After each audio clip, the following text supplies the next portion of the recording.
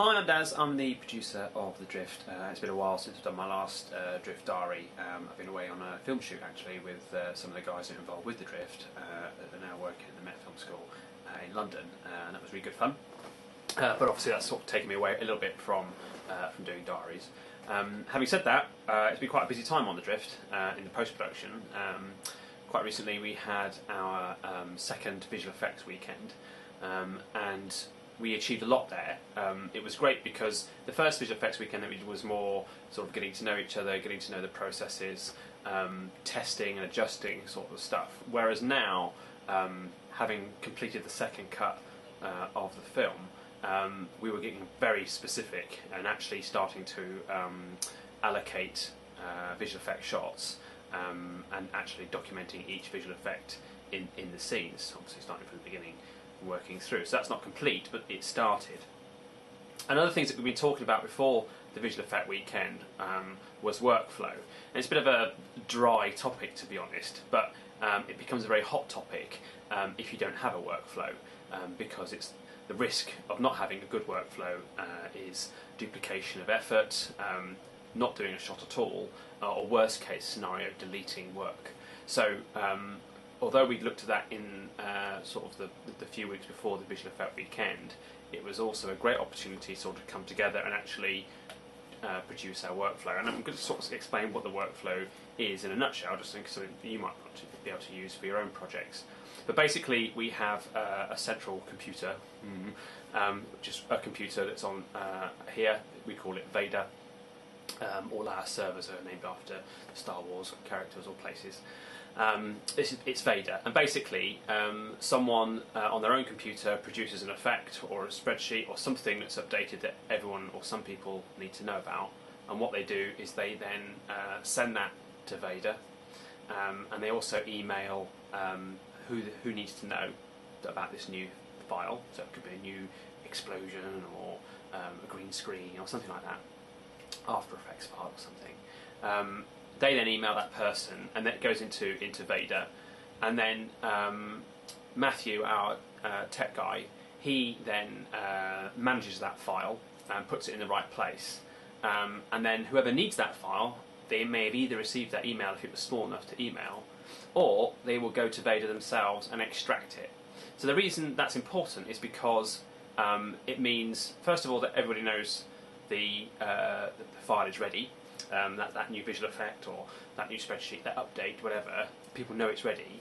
Second is that you store it on Vader, which is our backup, and then when you want to use the file, you take it off Vader and put it on your own computer, and then when you finish, you might then update it some more.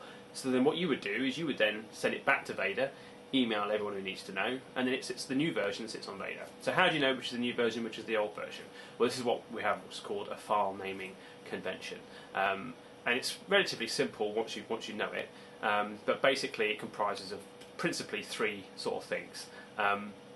The first one is the date in which the file was updated.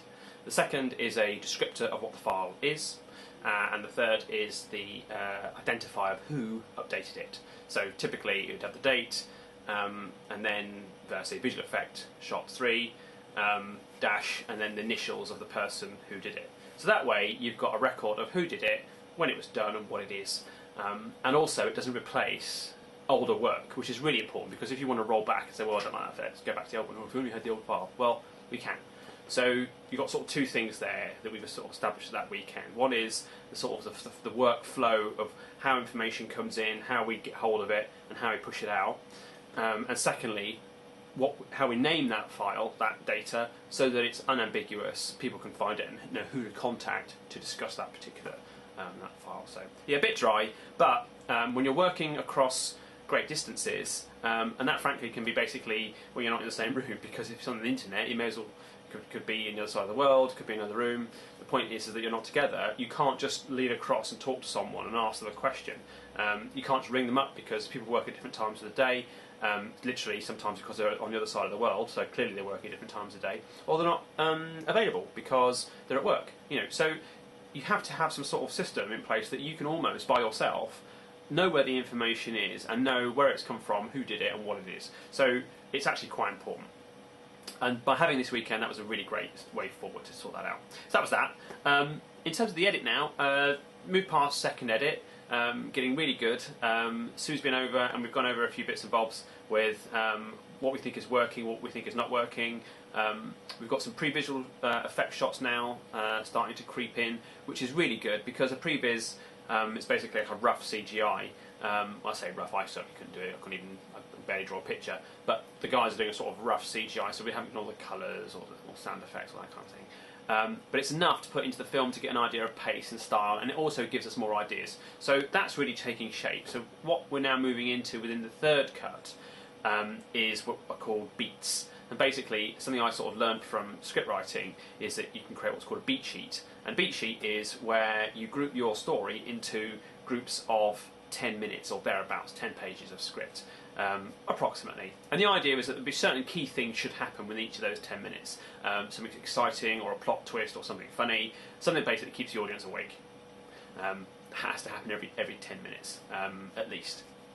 So what I've done now is, because some of these scenes have changed order, and as I discussed before, we've split them up and put them in different places or things running in parallel, it's not so easy now just to talk about a scene, because that scene now is not necessarily just one little mini story. It's potentially spread across a series of 10 minutes or possibly across even 2 beats, 20 minutes. So the third cut, what we're doing now is we're producing the beats in their groups of 10. So there are 11, currently there are 11 beats, so that's 110 minutes, which is how long the film currently stands. So the idea of that is that people will look at that rather than look at it as a scene, although the scene details are still on the scene. In the top right hand corner we have the scene number, and then the bottom on the top left we have the beat number. So the visual effects guys can always refer to exactly where they are in what scene and what beat they're talking about. But what it does do, it creates sort of bigger picture. And whilst creatively we still have some way to go, a long way to go to be honest, because we want to make it as good as we can, and it's about just all those finite bits and insinuations within the characters and all that kind of stuff. And obviously with the previous shots we need to go in too, because that is also part of the story. But what it does do is allow the visual effects guys and score writers, sound effects people, to look at it as a bigger picture, not just as an isolated scene, and start to get a flavour for what the drift is about. So that's a really important thing. So that's the sort of the next phase I'll be doing now, is pushing out those beats with temp tracks and big previs and things, which is really good. And the next thing that's sort of coming now is we're now working really hard for some pickups. We've got a couple more scenes to shoot, which we knew at the end of principal photography that we hadn't done. We ran out of time, so we had to choose scenes that we felt that we could do another time in the future with the minimum amount of impact. And that's quite difficult when you're building such a large amount of sets. So we had to choose scenes where there wasn't much set building required. And in fact, one of the scenes, there's no set building required at all. I'll let you work that one out. But having to set that up is also quite a task, because we're well into the sort of post-production mode. It's having to sort of resurrect all not just the logistics, but sort of the energy to go back into filming, because as much as it's enjoyable, it's very, very tiring. And you need a lot of things to be ready, as you'll have seen in the diaries, to actually be able to shoot. So although it's an exciting time, and it'd be great for all the guys to get back together again, it's also quite tiring too. So we'll see how that goes. We've got a couple of weeks before we go and shoot. We're shooting a TV studio for one part, and we're shooting in a small little concrete bunker in the other one, where we're building some set pieces. So that'll be fun, moving across the 2 locations in the space of a weekend. But it'll be good, and it means we'll have finished off, because we had, just in case we didn't have the time to shoot these scenes, we did actually shoot an alternative scene in the film on the principal photography. And I suppose you could ask the question, well, why did you shoot what you needed then? Well, because we didn't have the set physically built that we need to shoot that bit, which we're now going to do. So we're going to shoot that, and that's really good, because the actors are much happier that we're going to use those shots. So that's good. So that's about it. I'll crack on. The next thing will be happening will be set building this coming weekend. So hopefully we'll do a diary for then, as we near the first anniversary of the Drift Diaries. So yeah, it's been a year. My God. Anyway, there you go.